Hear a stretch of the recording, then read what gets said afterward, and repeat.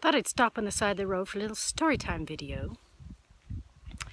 Now, about 30 years ago, I worked in at an egg farm where they had barns that had like 3,000 chickens in each barn. And every day we were each assigned a different barn and we would pick the eggs. And these eggs were sent away to be incubated and hatched. And the chickens were used for like Kentucky Fried Chicken and shit like that.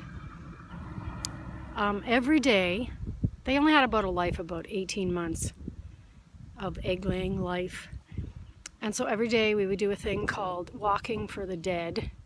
And we'd go in there and walk on the slats and pick up all the dead chickens. And there was always injured ones that had been pecked almost to death or had a bad leg or a bad wing, and we had to put them out of their miseries. So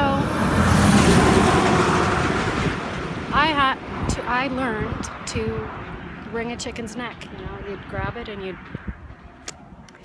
and it was at the time like the most merciful thing you could do for these poor creatures.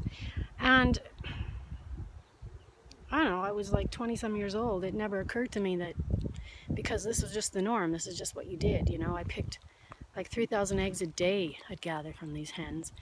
And now looking back, it's like, oh my God. When people tell me like I'm extreme now, well, what the fuck was that back then if it wasn't extreme? I was fucking wringing chickens' necks. I mean, these chickens had a life of like 18 fucking months in this barn. And like the ammonia smell in there was so horrid you could hardly breathe. I can't imagine what they went through.